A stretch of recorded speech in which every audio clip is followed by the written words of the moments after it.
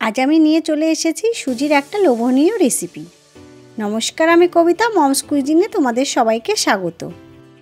এই রেসিপিটার জন্য সর্বপ্রথম যেটা করতে হবে সেটা একটা মিক্সার জার নিয়ে নিতে হবে। তার মধ্যে দিয়ে দিতে হবে 1 কাপ সুজি, আর এই সুজির মধ্যে দিয়ে দেব 1/2 কাপ মতো জল।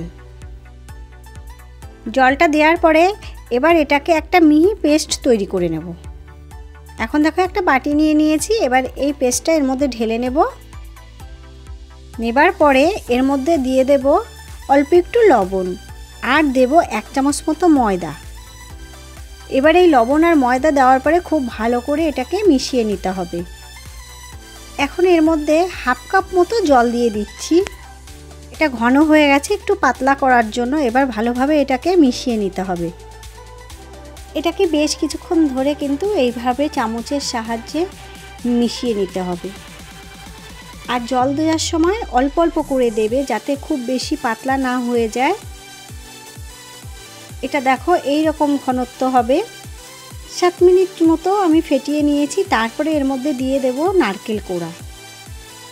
আমি এখানে 3 চামচ নারকেল কোড়া দিয়ে দিলাম। এবার নারকেলটাকেও খুব ভালো করে এর সঙ্গে মিশিয়ে নিতে হবে। এই মেশানোটা খুব ভালো করে মেশাতে হবে আর একটু বেশি সময় ধরে, তাহলে এটা খেতে ভালো হবে আর একদমই নরম হয়। নারকেলটা দেওয়ার পরে যদি মনে হয় যে এটা একটু ঘন হয়ে গেছে, তাহলে অল্প পরিমাণে জল দিতে পারো, কিন্তু আমি এখানে আর জল দেব না, আমার ঘনত্বটা ঠিকই আছে। এবার এর মধ্যে দিয়ে দেব বেকিং পাউডার 1 চামচ, আর তার সাথে 1 চামচ মতো দিয়ে দেব জল। বেকিং পাউডার দেওয়ার সঙ্গে সঙ্গে 1 চামচ জল দিয়ে দিলাম। আবারও ভালো করে মিশিয়ে নিতে হবে। এই দেখো এই রকম ঘনত্ব হবে।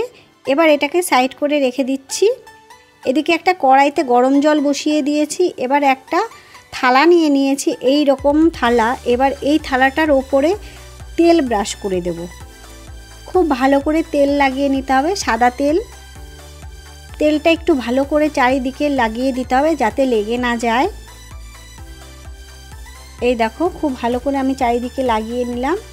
এবার এই থালার ওপরে একটা হাতা দিয়ে এইভাবে আমি দিয়ে দেব।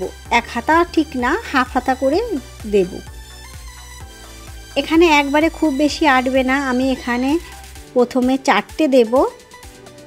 বেশি দিলে একটার সঙ্গে একটা লেগে যাবে। এবার এটাকে ঢাকা দিয়ে দেব 3 মিনিটের জন্য, খুব বেশি সময় লাগে না। 3 মিনিট পর ঢাকাটা খুলছি, দেখো কি সুন্দর ফুলে গেছে। এবার একটা কাঁটা চামচের সাহায্যে এইভাবে মাঝখানে নিয়ে দেখতে হবে যে চামচের গায়ে লেগে যাচ্ছে কি না। চামচের গায়ে না লেগে গেলে তাহলে বুঝতে হবে এটা হয়ে গেছে। এবার একটা খুন্তি দিয়ে খুব আস্তে আস্তে এটাকে আলাদা করে নিতে হবে, নিয়ে এটাকে তুলে নিতে হবে। আর এটা ভীষণ নরম হয়, ওই জন্য খুব সাবধানে এই কাজটা করতে হবে। এই দেখো এটা উঠে গেছে। এবার এইভাবে আমি বাদবাকিগুলো তুলে নিচ্ছি। আর এইগুলো খেতে এত ভালো হয়, তোমরা বাড়িতে একবার না বানালে বিশ্বাসই করতে পারবে না যে এর টেস্ট এতটা সুন্দর। সবগুলো তুলে নেওয়ার পরে এদিকে দেখো একটা কড়াইতে আমি 1 লিটার দুধ বসিয়ে দিয়েছি। এই দুধটাকে আগে থেকে আমি জাল দিয়ে ঘন করে রেখেছিলাম। সেই দুধটার মধ্যে আমি 3টে এলাচ দিয়ে দিলাম। এবার দুধটাকে ভালো করে ফুটিয়ে নিতে হবে। যেহেতু আমি 1 লিটার দুধকে 1/2 লিটার করে নিয়েছি আগে থেকেই, এবার এর মধ্যে দিয়ে দেব 1 কাপের একটু কম চিনি। চিনিটা দেওয়ার পরে খুব ভালো করে এটাকে ফুটিয়ে নিতে হবে। আগে থেকে যদি দুধটাকে ঘন করে রাখা যায় তাহলে এইটা বানাতে একদমই সময় লাগে না। দুধটাকে ভালোভাবে আরও 5 মিনিট মতো আমি এইভাবে ফুটিয়ে নিলাম।